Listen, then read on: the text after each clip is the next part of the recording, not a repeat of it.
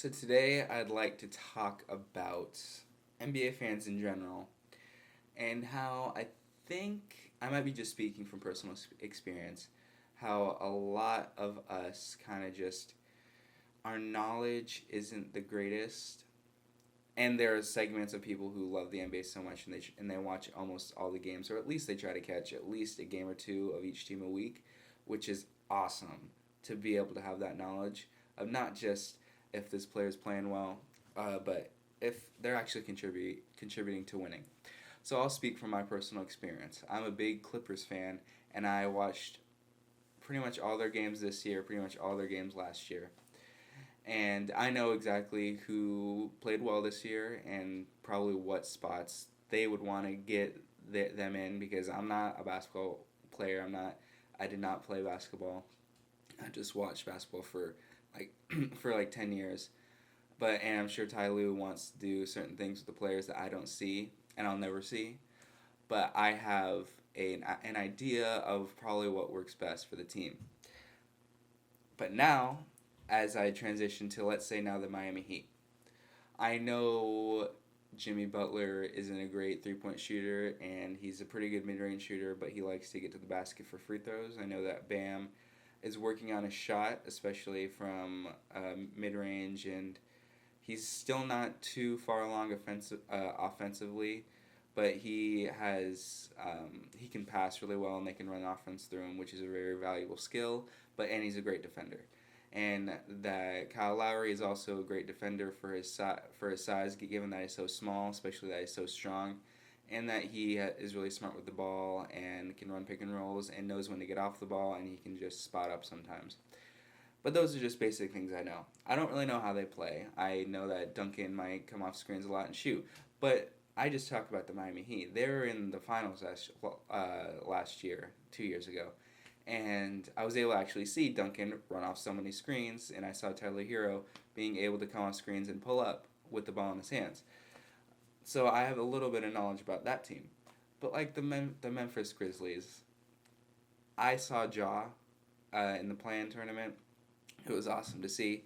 But before that, I'd only watched maybe one or two games from them the whole year.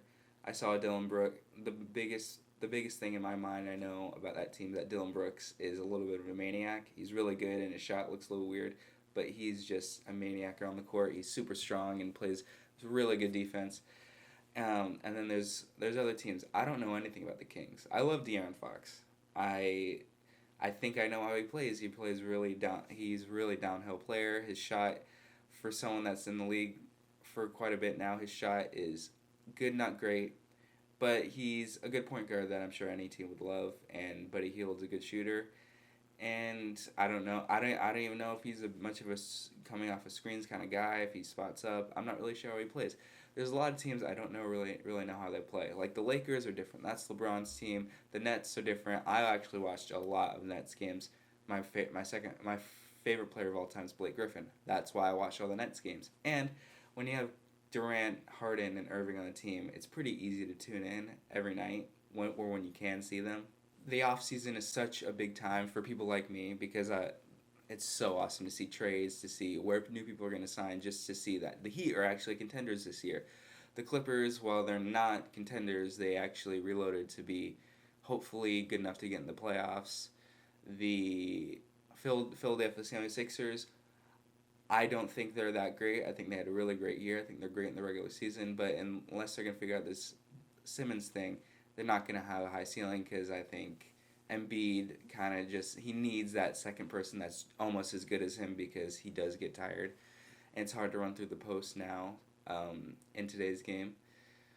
But these are just very basic analyses that I have for these teams, which is, at the end of the day, 30 teams if you have basic analysis for all the teams, and a little more than basic analysis for all the contenders.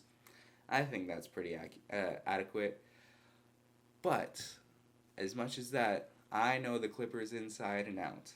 And I would love to know all the teams like that, but I can't devote that much time. It's already draining enough for me as a Clippers fan to devote this much time, because before this year, they let me down so many times. I'm super optimistic now, of course, but before this year, I've never lost optimism. I guess I don't take it too seriously.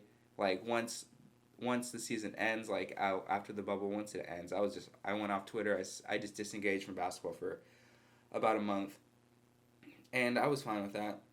Also, it was pretty easy when everyone enjoyed slandering him so much, part of which they deserved.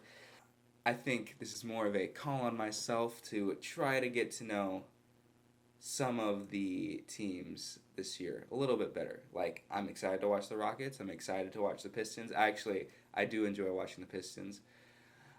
But, and then there's other teams I don't enjoy watching. I'm not a fan of watching the Blazers. Damian Lillard is awesome, but I'm not a fan of watching them. But that's just how it goes. There's some teams that's just super hard to watch. And for this next year, when the season kicks up again, which is not going to be too far away, I'm going to try and watch more teams because that will just further my knowledge and analysis for the NBA as a whole. And for someone that wants to make videos about NBA content, I need to have a better idea of not who's on the team, because that's easy to know who's on the team, what trades were made, but at least how they like to play, what plays work the best for a certain player.